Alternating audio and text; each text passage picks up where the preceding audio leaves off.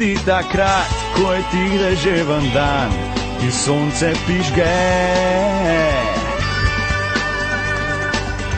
Radio Ognjišče. Spoštovane gledalke, cenjeni gledalci, Sponke TV iz Portoroža prav prisrčno pozdravljeni. Vesel sem, da ste z nami, nekateri bolni in ostareli, osamljeni. Vedite, da smo z molitvijo povezani v eno veliko družino oddaje Pot poti. Dobrodošli ste vsi, kateri nas spremljate po celotni Sloveniji in lepo pozdrav vsem, kateri ste z nami preko svetovnega spleta. Ob tej priložnosti se srca zahvaljujem društvu Vrnet za pomoč, da smo vidni po celem svetu in naši zdomci so vam neizmerno hvaležni. Res hvala vam za vse. Posebej sem počaščen, da je danes moj gost, duhovnik Franc Bole, direktor revije Ognjišča in direktor krščanskega radia Ognjišče. Preden pozdravim našega cenjenega gosta, mi dovolite, da povzamem te besede doktorja Rafka Valenčiča, profesora na Teološki fakulteti v Ljubljani. Pravi takole: ko slišim ime Franc Bole, se spominjam revije Ognjišča. Za vsem tem pa stoji velika človeška dejavnost, pripravljenost služiti človeku, zlasti malemu in tistemu zavednemu, da se ni treba nikomor odrinjati.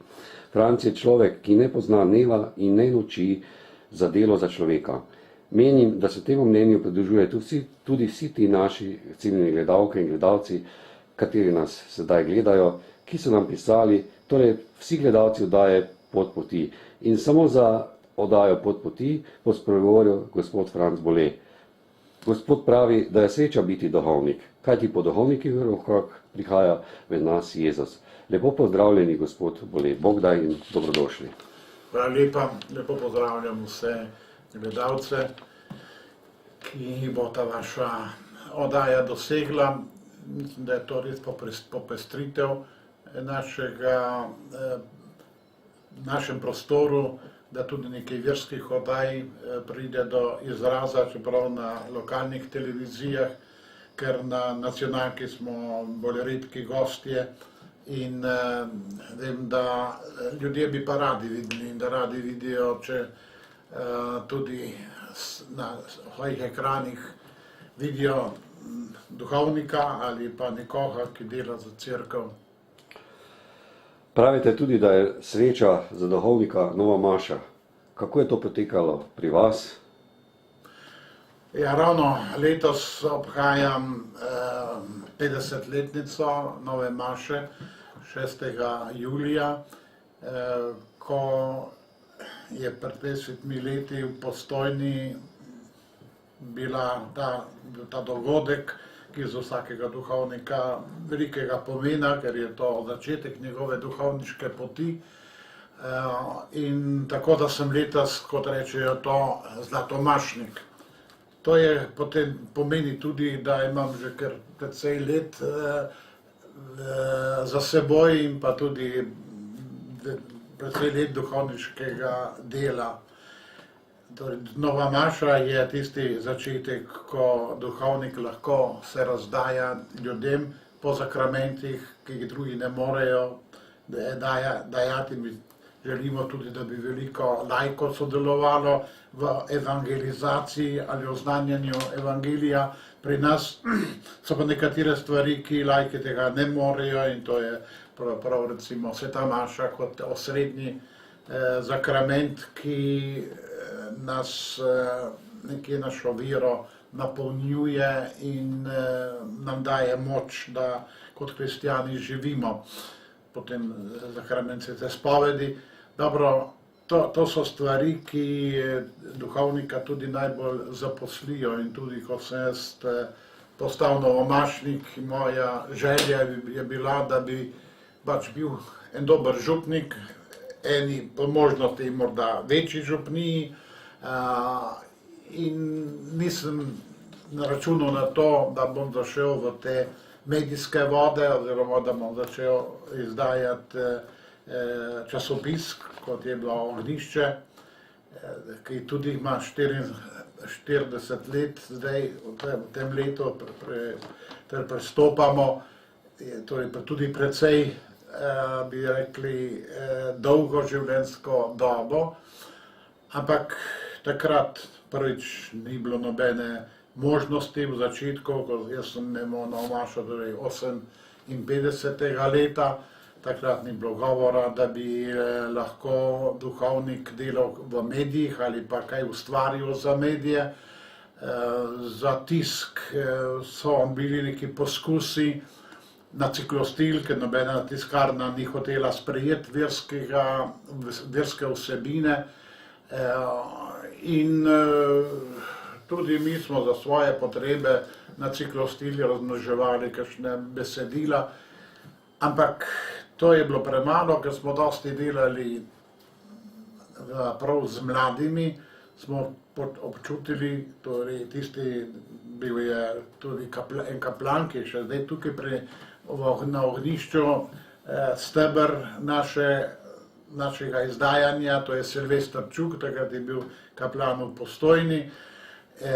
In takrat smo začutili to potrebo, da bi mladim dali v roke nekaj sodobnega, nekaj, kar bi govorili z njihovim jezikom, ker ta jezik smo se naučili kot pač duhovniki, smo imeli stike z mladimi in ker smo iskali vedno nove pristope, recimo takrat ni bilo možno, da bi karkoli organizirali, vsaka organizacija verska je bila prepovedana, zato pa smo imeli 40 ministrantov, to je bila kar dobra organizacija. In za dekleta smo imeli pevski zbor, da so prepevali, ni važno, ali je znala dobro peti ali ne, ampak bila je v neki, da dekleta so bile v neki skupnosti, kjer so potem tudi te verske, bi rekli, vrednote vsrkavali vase. No, tudi župnišče je postalo en tak center, je bilo odprto od zjutraj, od 7. ure po maši do 10. ure zvečer in so se mladi zbirali, nekateri so recimo po šoli prišli, imeli smo knjižnico, imeli smo namizni tenis, imeli smo snemanje, magnetofon, pa seveda gramofon za plošče, tako da se je v Faružu najbolj sodobna glasba vrtela, zato ker sem to jaz prepustil mladim. In če je kje v Postojni kakšna nekdo dobil eno ploščo, novejšo, so potem šli z magnetofonom, posneli in tako da je bilo to kar živahno delovanje. In tako smo prišli tudi do tega, kar so tudi nekateri duhovniki na Goriškem že imeli, da smo šli na taborenje z mladimi, kar je seveda vzbudilo grozno zgražanje strani uprave oziroma občine in teh organov in so rekli, nikdar več, samo enkrat je šel na to romanje, bomo že preprečili, pa niso mogli, ker smo potem že hodili naslednja leta. No in tako smo potem poznali dušo mladih, ker tam na taborenju jaz sem živel z njimi, imel zjutraj mašo za njih, jim naredil malo nagovora, torej in potem noč in dan, torej skozi smo bili skupaj in takrat duhovnik gotovo še najbolj razume dušo mladih, čeprav takrat sem bil tudi jaz še zelo mlad, ampak generacije, kot vemo, se hitro razvijajo in ti mladi so potem tudi razumeli delo duhovnika, tako da smo v Postojni imeli tudi veliko kandidatov za duhovniški poklic, za semenišče recimo, ki je bilo takrat v Vipadi, jih je bilo v teh 7 letih, ko sem bil v Postojni, kar 10, no 3 od teh so duhovniki dejansko, potem končali tudi iz tiste, kar smo rekli mi, naša klapa. In tako je to delo z mladimi nam narekovalo nujnost, da se tudi nekaj začne tiskati. Seveda to ni bilo stvar lahka, kot je danes. Smo iskali, sem se povezal z kaplanom, ki je bil v Kopru, s katerim sem mlajši od mene nekaj let, s katerim smo tudi že hodili, z nami bil na taborenjih in z njim smo se potem domenili, da bi začeli izdajati en časopis. Ime smo mu izbrali Farno ognjišče, in ki ga bi izdajala župnija Postojna, kjer smo v glavnem pisali besedila, in Koper, kjer so razmnoževali ta časopis, so imeli tukaj boljši ciklostil. In tudi predvsem Mladine, ki je to delala z veseljem, da so vrteli ta ciklostil, seveda vsak list je moral iti dvakrat skozi in naklada je bila 1300 izvodov, tako da tudi tega vrtenja ciklostila je bilo kar ure in ure. In smo pa dali to ime Farno ognjišče, zato ker smo imeli izkušnje, torej na Goriškem so začeli izdajati en časopis Veslajmo za veroučne skupine in ga pošiljali tudi v Postojno, smo ga mi dobivali, ampak potem je prišla policija in notranje uprave so vprašali župnika, ki je razmnoževal, so rekli, a imate vi obrtno dovoljenje? Je rekel, ne, nimam. Zato vam bomo zasegli, vam prepovedali, da to delate, ker delate ne samo za svojo župnijo, ampak tudi gre to ven. In zato bi morali mi imeti obrtno dovoljenje. No, zato smo to potem mi to dali, da so to dve župniji izdajajo, ker ni treba obrtnega dovoljenja, ker tiskarne pa sploh niso hotele sprejeti, smo šli to iskali. Tukaj v Kopru smo iskali, bila ena tiskarna, v Ljubljani smo iskali, nihče ni hotel sprejeti v tisk enega verskega časopisa. In tako smo prvo leto tistih od Velike noči izdali 6 številk v ciklostilu. To je bila zelo stvar, ki je bila tehnično zelo skromna, ampak vsebinsko je bila pa bogata in mladi so kar poprijeli, so radi začeli, torej po teh naših župnijah najprej brati to Farno ognjišče, smo pa potem naslednje leto le dosegli, da je tiskarna v Kopru sprejela ta otisk, ta časopis. In seveda potem smo tudi spremenili ime, ker ni bilo več Farno ali župnijski glasilo, ampak je bilo to za celo Slovenijo, kot smo imeli v mislih takoj od začetka že. In smo potem tisto črtali Farno in je potem nastalo to ognjišče. Ko je bilo pa zatiskano, seveda smo lahko pošiljali tudi drugam po Sloveniji, najprej našim kolegom, pa tukaj po naši škofiji. Tako da smo začeli s 5000 izvodi, kar so pa hitro zmanjkali. Na koncu tega leta, prvega, ko smo tiskali, se pravi drugega leta izdajanja ognjišča, smo bili že na 15 000 izvodih, z novim letom smo šli na 20 in potem smo prišli na 40 000 izvodov, kar pa ta tiskarna, ki je bila bolj majhna, ni več zmogla, imela stroje, premajhne stroje. In smo iskali potem, kje bi drugje tiskali, no malo so se stvari tudi bolj otoplile, vsako leto je bilo manj tega nasprotovanja oziroma vsaj malo več razumevanja oziroma možnosti. In tako so nas sprejeli v tiskarno največjo v Sloveniji, ki je bila takrat, to je bila tiskarna Delo, da smo to tiskali na rotacijo, povečali strani, dvobarvni tisk, naslovnica barvna. Tako smo postali en resen oziroma upoštevanja vreden časopis. Med tem časom sem jaz premeščen v Koper oziroma tukaj v bližino Kopra, na župnijo Bertokih pred Koprom, in sem bil 2 leti župnik še v tej župniji in izdajal ta časopis.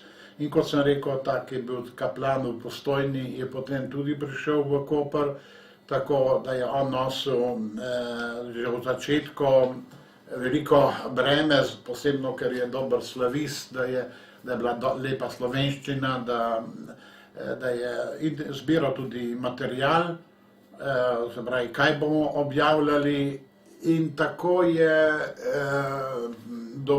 dobilo ognjišče neko veljavo, da ni nekaj takega za, bi rekli, mimogrede narejenega, pa da je nekaj resnega. In škof je takrat videl, da ne more imeti župnijo in uredništvo, in zato me je oprostil župnijskega dela, dal drugega župnika v Bertoke, in sem jaz prišel v Koper, da sem imel samo to ognjišče, izdajanje knjig, to se pravi samo tisk.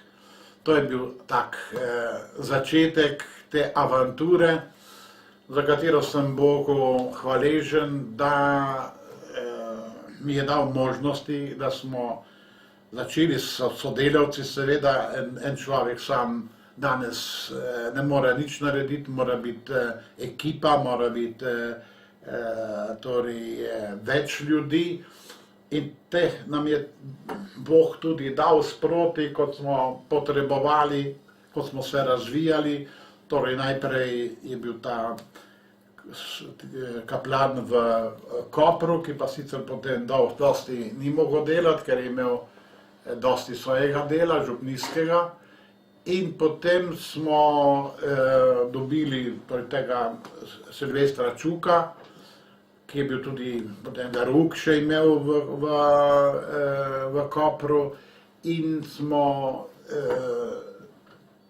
pridobivali tudi neko upravo, ker bo treba to pač tudi seveda voditi evidenco o naročnikih in pošiljati te položnice. In počasi se je ustvarila ena ekipa, ki je delala najprej tukaj na škofiji, v nekih prostorih, ki so bili prej pevski, kjer je bil prej pevski zbor. Je potem škof oziroma župnik pustil, da smo tam imeli to pisarno, in stvar se je tako razvila, da smo imeli v par letih 80.000 naklade, s čimer se ni takrat mogel pohvaliti skoraj noben časopis, in da smo zboljšali tudi zunanji izgled te naše revije. Torej, veliko zanimanja pa je bilo strani mladih, in to je morda najbolj pritegnilo tudi župnike, da so začeli naročati ognjišče, ker so mladi hodili, so spraševali, kdaj bo nova številka ognjišča. In potem so tudi župniki razumeli, da mladi komaj čakajo številko, da je to časopis oziroma revija, ki je pisana v njihovem jeziku, ki ga jo radi berejo. In začeli smo stvari, recimo, ki so bile iz življenja. Takoj v začetku smo imeli pismo meseca, recimo, pa pisma druga.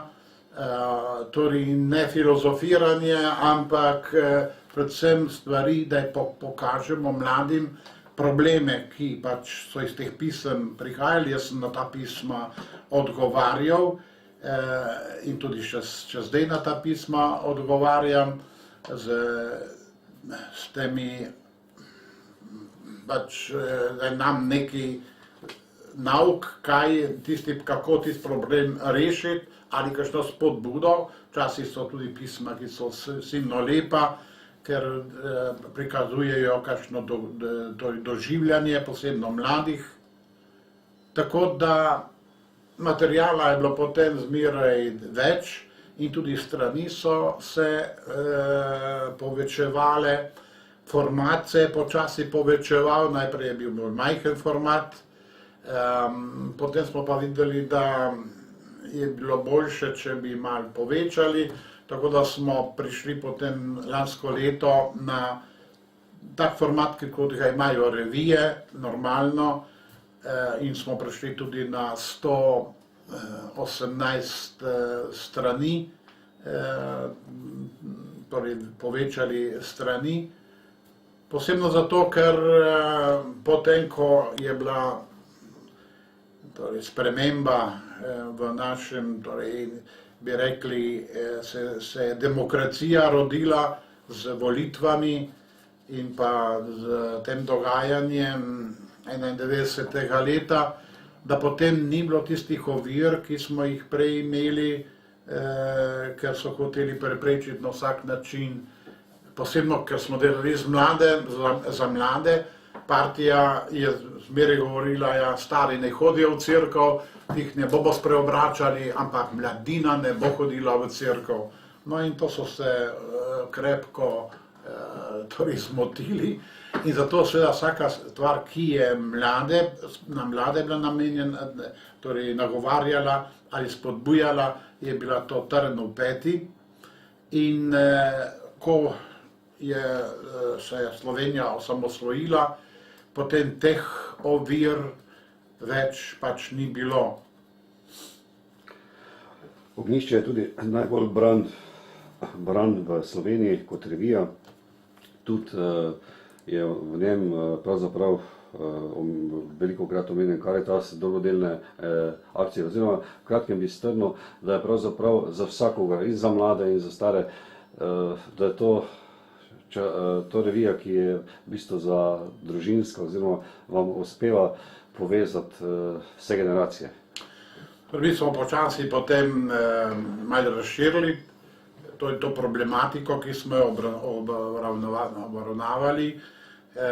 Tudi že prej je bilo marsikaj tudi za odrasle, recimo zgodbe ali pa to, kar je bilo intervjuji in te stvari, gotovo, da so bili dobri, to so pravi zanimivi tudi za odrasle, ker tudi mi smo videli največ naročnikov imamo pri starejših, zato ker so starši ali pa stare mame kupili ognjišče, zato da bodo brali v družini, ne. In tudi zato, ker so razumeli, da pač tudi oni sami morajo svoje mlade bolj razumeti in z branjem ognjišča so razumeli bolj njihove probleme, kot so jih morda prej bili vajeni reševati in razumeti.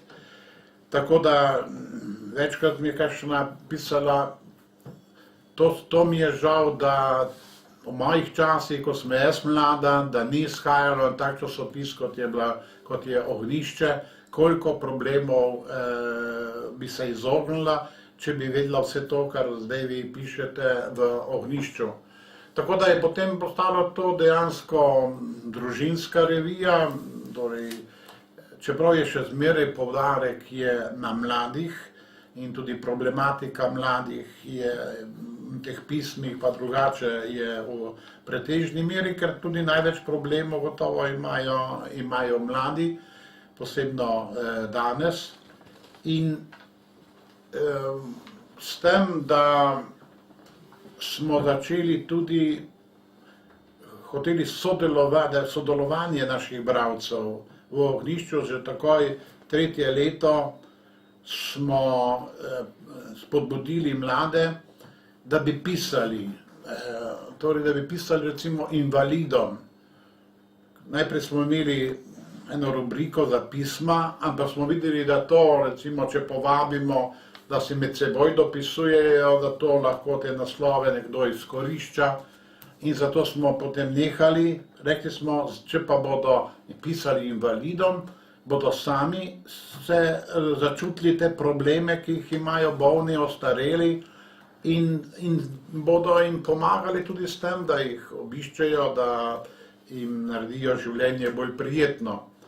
No in to dopisovanje je potem se razširilo, da smo začeli razmišljati o enem romanju invalidov, bolnikov, ostarelih, kjer bi mladi pomagali pri tem, bi bili za voditelja oziroma za pomočnike, za redatelje, No, in to smo potem torej začeli ta romanje na Brezje, invalidov in bolnikov in ostarelih. To smo obhajali zdaj 40. obletnico, lansko leto 40. obletnico teh, oziroma letos bomo obhajali 40. obletnico teh romanj.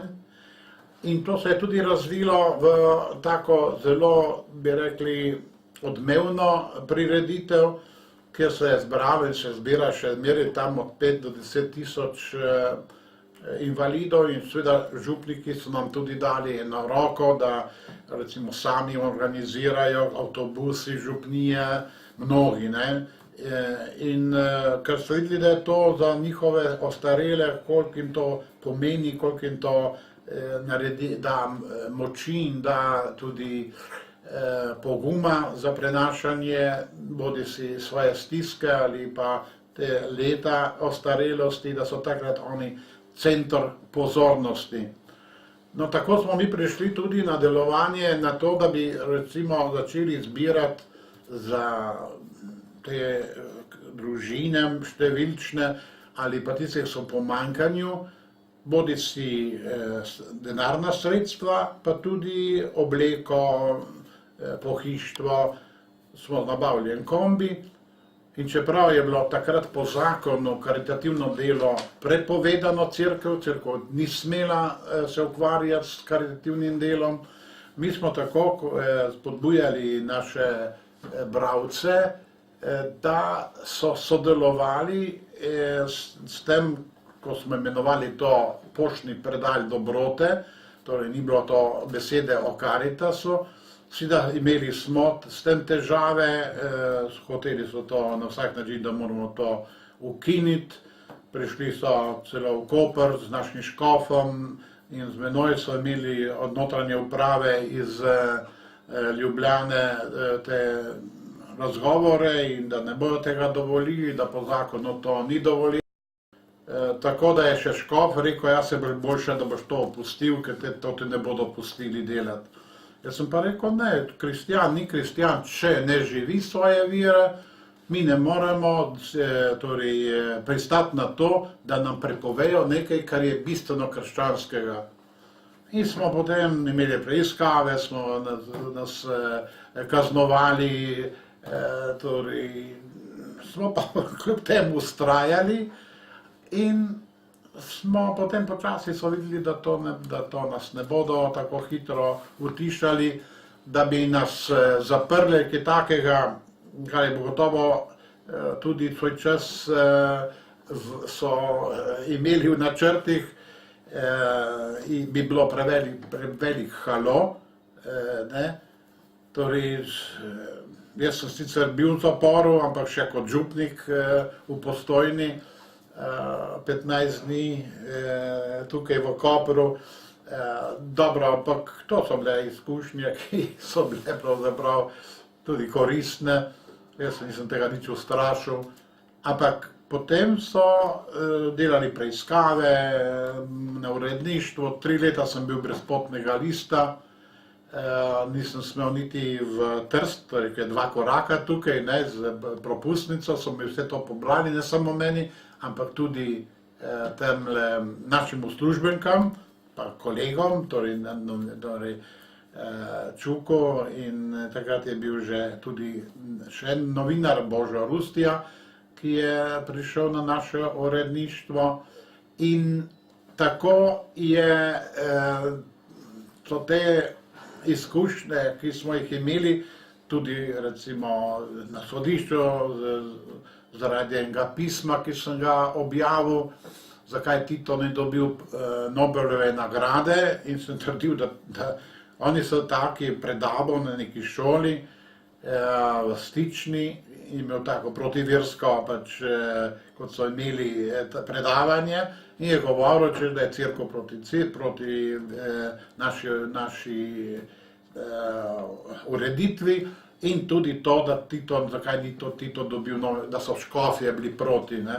Jaz sem potem napisal, da pač škofje ne odločajo, da bo dobil Titovo nagrado za mir, ampak sem prepisal iz tega, kdo dodeljuje, iz enciklopedije, kdo dodeljuje to nagrado za mir.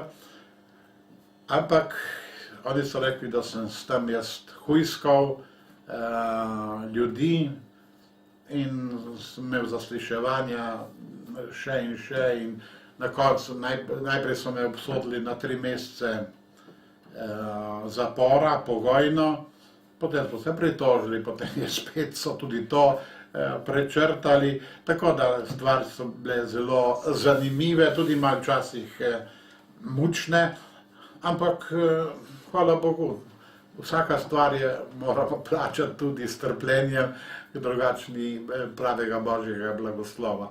Torej tako je tudi Ognjišče nekaj začelo, pravzaprav dosti let, 15 let, edino, ki je nekaj delalo za Karitas, kot to danes imenujemo. Tako da potem, ko je po osamosvojitvi, smo se zbrali, tisti, ki smo imeli kaj izkušenj, in potem so rekli, ja, ti imaš največ izkušenj, zakaj ne bi ti bil direktor Slovenske Karitas. In dejansko sem bil 3 leta direktor Slovenske Karitas, samo seveda potem je toliko drugega dela bilo in ne moreš dobro delati na 3 področjih ali še večjih. Tako da potem sem od tega odstopil, oziroma so zamenjali direktorja, oziroma pozneje niti sploh ni bilo nekaj časa, niti sploh ni bilo direktorja Slovenske Karitas, nacionalnega, so bili samo škofijski direktorji. In tako da smo potem imeli tudi precej izkušenj na tem področju. Jaz vas vseeno občudujem, da ste še vedno toliko vztrajni, pa tista gonilna sila za Ognjišče, in verjetno so tudi naši gledalci zelo hvaležni, da je Ognjišče prišlo v vsak dom. V prejšnji oddaji je bil tudi gost, odgovorni urednik revije Ognjišča Božo Rustja. Božo Rustja pa je v koledarju Mohorjeve družbe leta 1995 zapisal: ko je urednik Franc Bole leta 1989 načrtoval nove prostore v prizidku škofijskega doma v Kopru, je predvideval tudi skromen studio cerkvenega radia, sicer pa ne bi mogli imeti, a za takšno manjšo snemanje bi prišel prav, je takrat dejal. Toda kmalu je tudi zaradi nastopa demokracije pozabil na te besede, saj je že leta 1991 vložil prošnjo za frekvenco na Ministrstvo za informiranje, za frekvenco radia Ognjišče. In vi ste tudi direktor radia Ognjišče in radio Ognjišče lahko sedaj skoraj poslušamo po celotni Sloveniji, tudi na internetu, tudi na satelitu, tudi znomci so veseli. Kako je pravzaprav nastal radio Ognjišče, kako je potekala njegova pot, kdo je blagoslovil studio? Verjetno je pa tisti datum 15. april 1997, da je radio Ognjišče postal tudi slišen po celotnem svetu, saj takrat neprekinjeno oddaja na omrežju interneta skoraj po celotni Sloveniji. In še posebej bi želel prenesti tista pisma naših gledalcev, kot so bili določene težave, kot so bile za Kalvarijo v Mariboru, ste dostikrat pomagali, da se oddajnik poveča, pa to velja za celotno Slovenijo, ne samo za Maribor, in res poklone. Ja, radio Ognjišče je posebna zgodba, tudi zelo zanimiva. Jasno, kot duhovnik sem si želel, da bi lahko oznanjali evangelij, torej v pisni obliki, to je bilo časopis Ognjišče, potem so bile knjige, ki smo jih takoj v začetku že začeli izdajati, ampak radio pa televizija, to so danes sredstva, ki imajo največ vpliva. In zato najprej smo seveda razumeli, da dokler bodo take razmere, kot so bile v prejšnji Jugoslaviji, da to ne bo mogoče, ker vsaka stvar, niti da bi kakšne oglase navadne ali pa objavili na radiju, to je bilo prepovedano, to stroški ni govora. No, kako pa je potrebno en tako sredstvo, radio Ognjišče, radio, ki lahko sledijo ljudje, tisti, ki so v posli, tisti, ki so doma, ki kuhajo, ne vem, mamice, ali pa tisti, ki so šoferji v avtu, lahko tisti čas izpomnijo s tem, da lahko poslušajo kakšenkoli radio, ne. No, če je to cerkveni radio, kot je Radio Ognjišče, vemo, da s tem oznanjamo še na poseben način in množično evangelij. Zlasti pa, če prenašamo maše, če prenašamo kakšne slovesnosti, nam govorijo škofje redno po Radio Ognjišče, ne. Zato ta želja je bila že zdavnaj v meni in ko sem hodil v Rim, sem vedno šel na Radio Vatikan in spraševal tedanjega direktorja, patra Leskovca, kaj bi bilo potrebno, če bi kdajkoli lahko mi radio dobili možnost, da bi radio dajali. Pa mi je povedal, ja, to treba je kolutnik, to pravi magnetofon, kjer se lahko posnamejo glasbo, oziroma dva taka kolutnika, ker je treba spreminjati. To je osnova in dva kolutnika sem jaz dejansko tudi kupil, druge roke, ne, tako da je bila ta ideja že dolgo, tudi nekaj korakov, ali kakšen korak, vsaj v začetku smo naredili za to, da bi bili pripravljeni, ko bo to možno. No, čeprav nismo v to tako upali, da se bo to tako hitro zgodilo.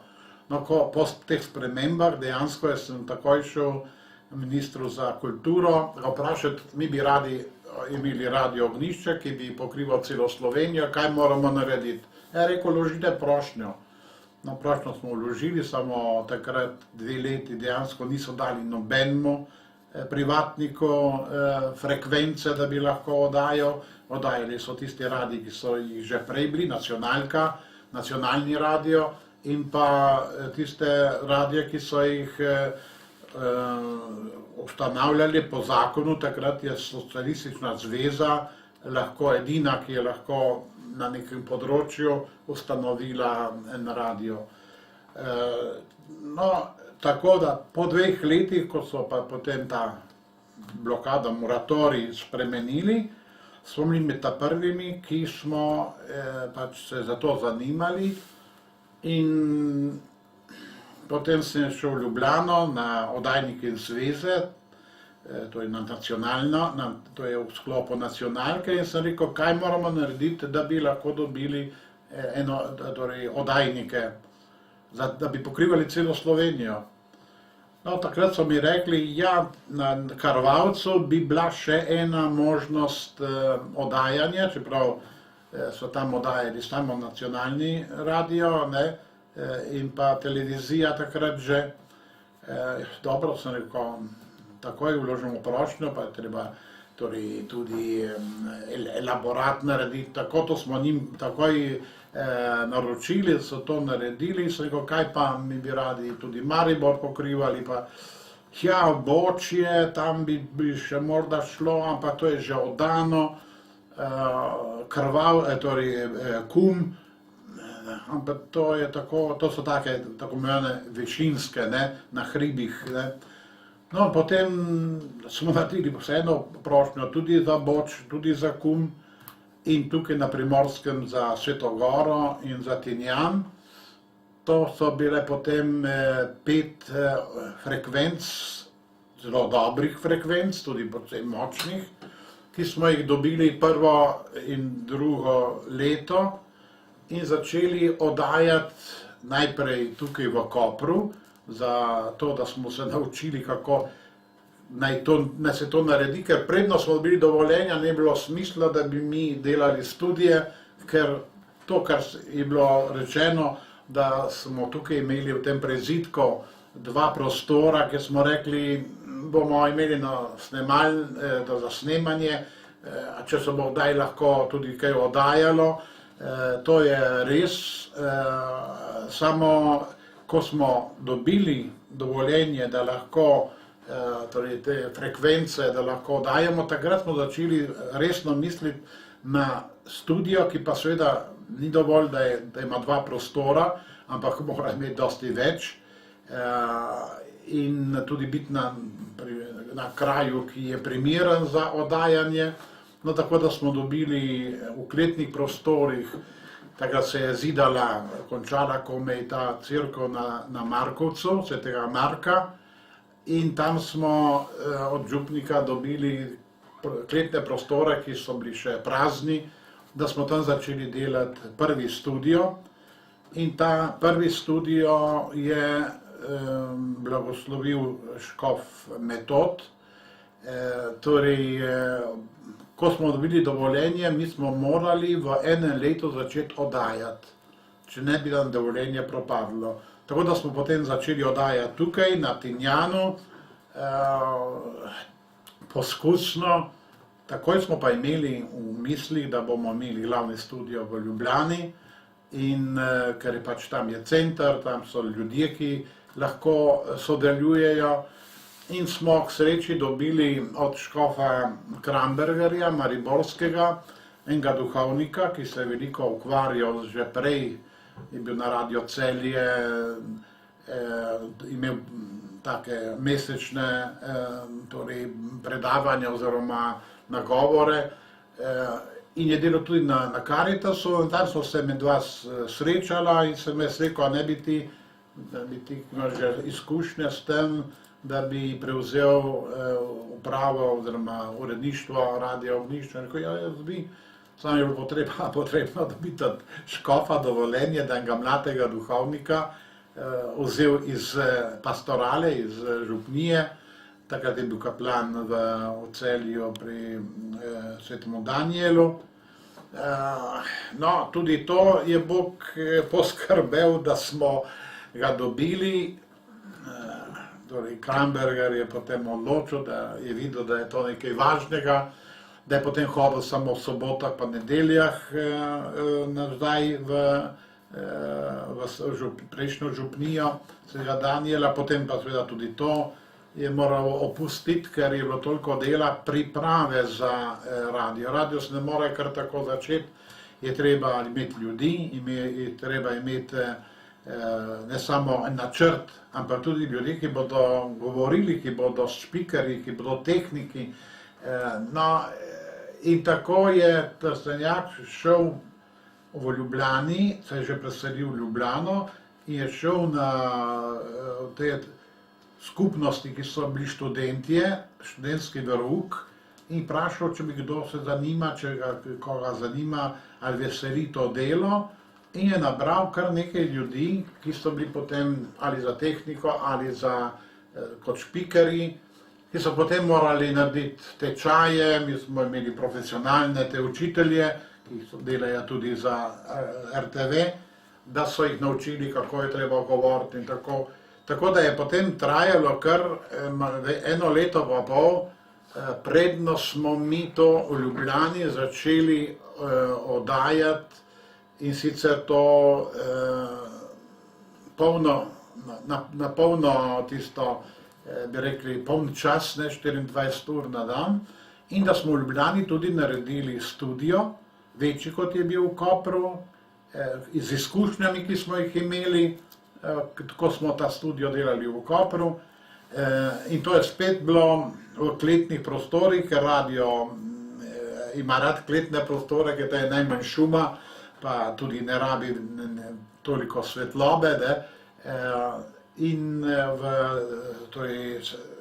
zavodu svetega Stanislava ali v Štubli, v Šentvidu, smo dobili prostore, kjer smo začeli potem urejati. So bili kletni prostori, kjer je bila noter še zemlja, da smo potem to pripravili, kjer je bilo vlažno, še zid naredili in naredili te studije, ki smo jih potem razširili, posebno pred 2 leti. Torej tudi več pisarn naredili, ker te stvari ali rastejo ali pa propadajo. Torej radio mora imeti zmeraj boljše oddaje, zmeraj več ljudi. No in danes imamo na radiju 30 redno zaposlenih, kar je kar veliko in vzdržujemo se pa na radiju z oglaševanjem. To je kakšnih 55%, potem pa zato, ker smo mi začeli takoj zbirati prijatelje Radio Ognjišče, torej tisti, ki so pripravljeni, da bi nam pomagali, da bi vsak mesec prispevali, zdaj recimo 2 evra na mesec, pa tudi lahko za celo leto. No in s tem potem pokrijemo mi stroške Radia Ognjišče, največ je to seveda plača, je največji strošek. In potem tudi nabavljanje aparatur.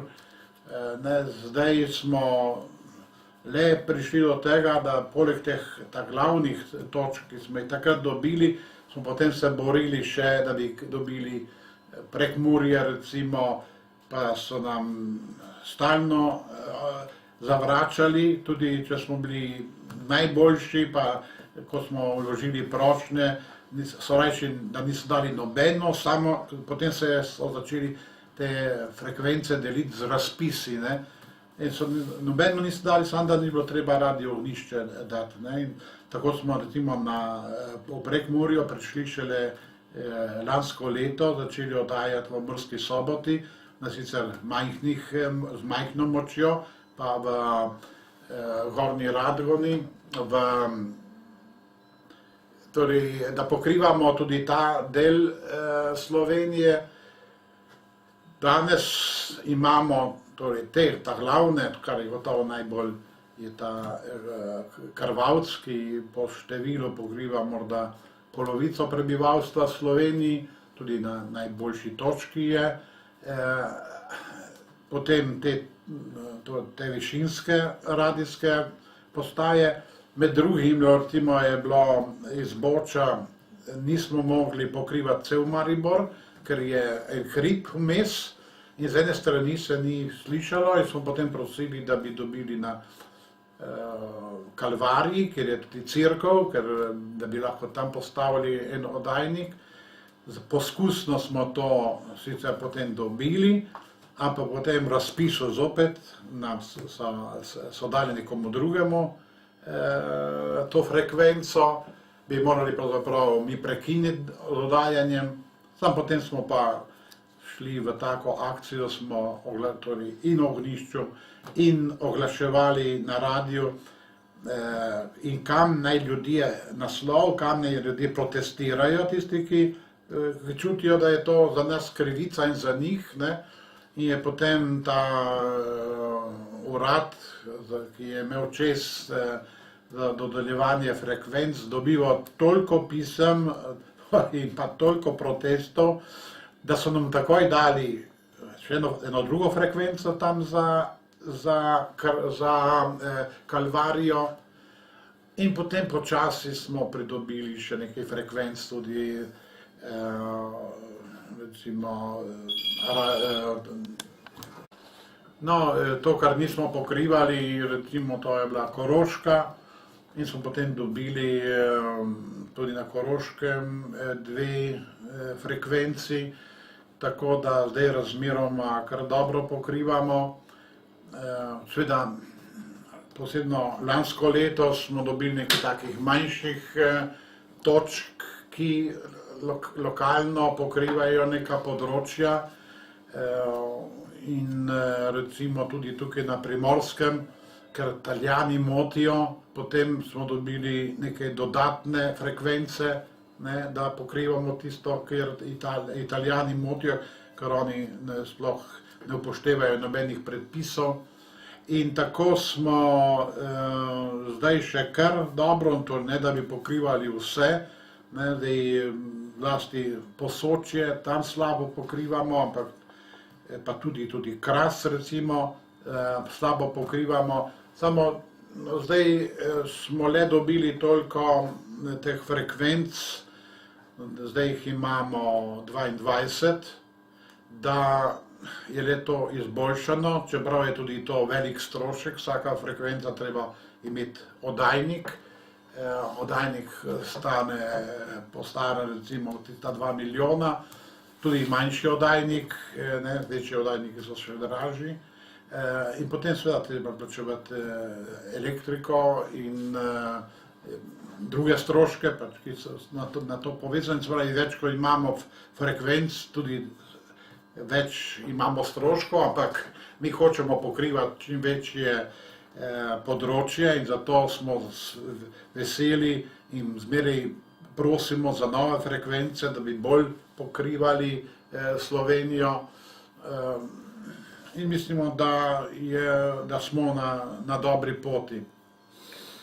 Tudi te frekvence bomo naši gledalci videli potem na koncu napisane na odjavni špici.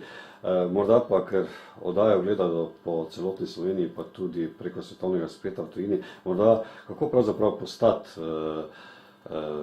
prijatelj Radio Ognjišče, morda bi bilo tudi to dobro povedati. No, to bi bilo gotovo primerno povedati. Torej, kdor bi želel biti prijatelj Radio Ognjišče, napiše samo svoj naslov, na pismo, razglednico, kakorkoli, lahko po e-mailu, tisti mladi, ki znajo že pisati oziroma pošiljati to po internetnih straneh. In da pove recimo koliko ali bo plačal vsak mesec, skoraj nesmiselno, ker je potem poštnina večja kot pa za ta 2 evra, da moraš poslati po pošti, ampak recimo za 3 meseca, za pol leta, za 1 leto. Mi potem tiste, ki se prijavijo, in pošljemo položnice, 2 položnici na leto ali kakorkoli, da lahko potem preko položnic to plačujejo in tako postanejo naši prijatelji Radio Ognjišče. Za njih je vsak ponedeljek 1 uro pa pol posebna oddaja. Večkrat gremo tudi na recimo kakšna srečanja, vsaj 3-4 na leto prijateljev Radio Ognjišče, da se teh srečanj lahko udeležijo, lahko se tudi drugi seveda, ampak njim predvsem je to namenjeno. In pa, da napišejo tudi svoj rojstni dan. Potem vsako, ko imajo rojstni dan, mi jih opoldan po Radiu Ognjišče in voščimo rojstni dan. Pa tudi nekaj popuste imajo in še druge stvari. Mislim, da je in za mlade so oddaje Sobotna iskrica z Juretom Seškom, potem za starejše duhovne oddaje, duhovne misli, prenos nedeljskih maš, to se pravi za vsakogar nekaj. Tako je pravzaprav za človeka potrebna ne samo hrana, fizična hrana, kot so fižol, pašta in tako naprej, ampak je treba tudi nekaj za dušo narediti in tukaj Radio Ognjišče veliko pripomore. In ker gre oddaja k koncu, bi morda še našim gledalcem podali oziroma dali priporočilo. Torej, vsekakor jaz pa kolegi, ki smo, 3 duhovniki smo na Ognjišču, na uredništvu Ognjišča, pa eden, ta Trstenjak, je na Radio Ognjišču, torej na teh medijih smo 4 duhovniki, vse drugo delajo laiki, ampak mi vemo, da je to, kar smo kot duhovniki hoteli oznanjati evangelij, da se to lahko dela na različne načine. Eden najbolj učinkovitih je ravno to, če lahko govoriš velikemu številu ljudi, torej jih dosežeš, to je ravno Radio Ognjišče, pa tudi recimo časopis. Mi vemo, da je recimo časopis Ognjišče berejo 223.000 bralcev. Torej, naklada je seveda manjša, je 60.000, nekaj čez 60.000, ampak vsako ognjišče berejo poprečno po 4 ljudje. Torej, to je eno tako masovno sporočilo, s katerim kot duhovniki dosežemo in lahko oznanjamo evangelij. Drugo pa je ravno ta radio, ki je ima to prednost, recimo dobro, radio ni treba plačati, radio lahko poslušaš tudi, ko delaš kaj drugega, recimo gospodinje, če kaj pospravljajo, kuhajo, lahko poslušajo takrat tudi radio. In vemo, da s tem jih torej dajemo neko duhovno hrano. In jaz sem Bogu hvaležen, da mi je dal to možnost, čeprav so tisti časi, ko smo začeli, bili hudi in težki, da smo začeli s tiskom, s temi mediji, s knjigami in da smo potem lahko tudi začeli z oznanjevanjem evangelija preko radia, ker vemo, da je to sredstvo, ki najbolj doseže največje število Slovencev, ne samo doma, tudi v tujini, kot se že omenil, imamo preko interneta lahko po celem svetu, tisti, ki imajo internet, lahko dobijo radio ognjišče. V Evropi imamo tudi satelitsko oddajamo na satelitu in zato lahko preko satelita dobijo, ali pa recimo, če imajo televizijo to je satelitsko, tam lahko se priključijo. Tako da je to res idealno, da niti sami ne vemo, recimo, koliko ljudi, kolikim ljudem lahko pomagamo do ene bolj žive vere, ravno s temi sredstvi. Vem, da je beseda hvala, gospod direktor Franc Bole, premalo. Naj vam bo Bog bogat plačnik v večnosti. Hvala, da ste si vzeli čas, da ste si podelili tole življenjsko izkušnjo z gledalci oddaje Pot poti in vam, kot vsem vašim sodelavcem, želim obilo Božjega blagoslova oziroma vse dobro, res pokloni. Hvala vam, da ste prevzeli oziroma da delate te oddaje verskega značaja in da ste nas vključili v te oddaje, ker navadno mi oddajamo, ampak ni odveč tudi, da kdaj razložimo, tako kot smo danes naredili, kako vse to je začelo, kako se je razvijalo, kako funkcionira, zato Bog plača tudi za to vaše delo. Spoštovane gledalke, cenjeni gledalci, zahvaljujem se vam za pozornost in vam pošiljam morske pozdrave iz Kopra. Z Bogom, moji prijatelji, nasvidenje. Soncu gore se blešči, pogled na